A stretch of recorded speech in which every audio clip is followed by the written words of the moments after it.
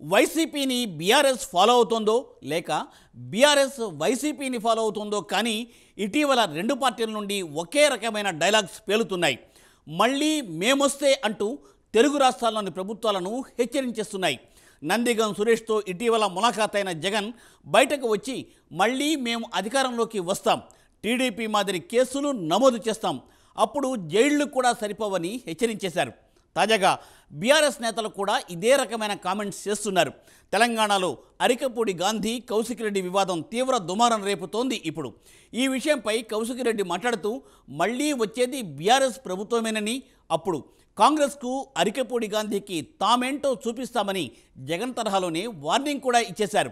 తెలంగాణలో కాంగ్రెస్, ఏపీలో కూటమి ప్రభుత్వాలు ఏర్పడి ఏడాది కూడా పూర్తి కాలేదు. అప్పుడే ప్రత్యర్థి పార్టీలు మేమే అధికారంలోకి వస్తామని, కక్ష సాధింపు చర్యలు దిగుతామని హెచ్చరించడంపై ఇప్పుడు సర్వత్రా విమర్శలు వ్యక్తమవుతున్నాయి.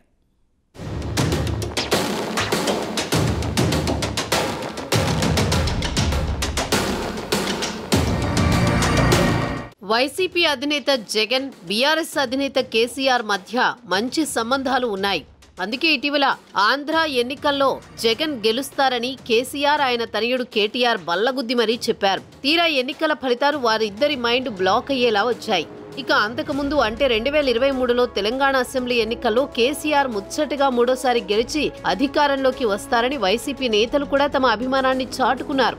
అయితే ఎన్నికల ఫలితాలతో వైసీపీ నేతలకు దిమ్మ తిరిగింది. రేవంత్ రెడ్డి ముఖ్యమంత్రి కాగానే ఈ ఫలితాన్ని జీర్ణించుకోలేని అప్పటి ఏపీ ముఖ్యమంత్రి జగన్ కనీసం సోషల్ మీడియాలో కూడా మర్యాదపూర్వకంగానైనా అభినందనలు తెలపకపోవడం కూడా హాట్ టాపిక్ అయింది.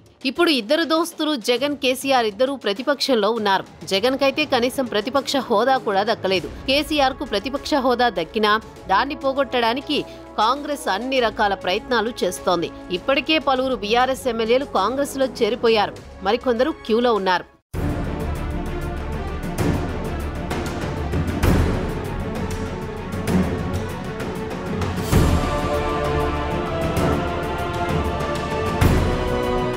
ఎన్నికల్లో ఎందుకు ఓడిపోయామో, ఎక్కడ వైఫల్యం చెందామో విశ్లేషణ, స్వీయ పరిశీలన చేసుకోకుండా అటు జగన్ ఇటు కేసీఆర్ వ్యవహరిస్తూ ఉండడం హాట్ టాపిక్ గా మారింది.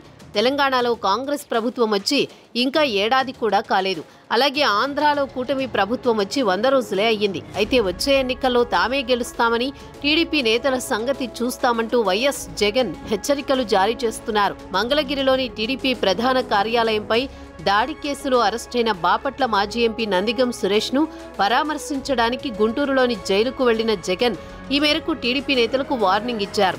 ఈసారి తామే అధికారంలోకి వస్తామని, టీడీపీ నేతలను అదే మాదిరిగా జైల్లోనే వేస్తామన్నారు. టీడీపీ నేతలను వేయడానికి జైళ్లు కూడా సరిపోని పరిస్థితి వస్తుందని హెచ్చరించారు. ఇక తెలంగాణలోనూ జగన్ మిత్రుడు కేసీఆర్ పార్టీ నేతలు కూడా రేవంత్ రెడ్డి ప్రభుత్వంపై మండిపడుతున్నారు. ఈసారి తామే అధికారంలోకి వస్తామని, కాంగ్రెస్ నేతల సంగతి చెబుతామని హెచ్చరిస్తున్నారు. తాజాగా బీఆర్ఎస్ ఎమ్మెల్యే పాడి కౌశిక్ రెడ్డి, ఆ పార్టీ నుంచి కాంగ్రెస్ లో చేరిన అరికపూడి గాంధీ మధ్య యుద్ధ వాతావరణం నెలకొంది. ఈ సందర్భంగా మీడియాతో మాట్లాడిన కౌశిక్ రెడ్డి రెచ్చిపోయారు.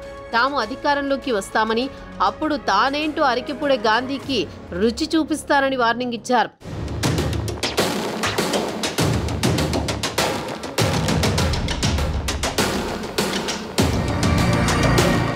ఇలా ఏపీలో వైసీపీ, తెలంగాణలో బీఆర్ఎస్ ఒకే పాట పాడుతున్నాయి.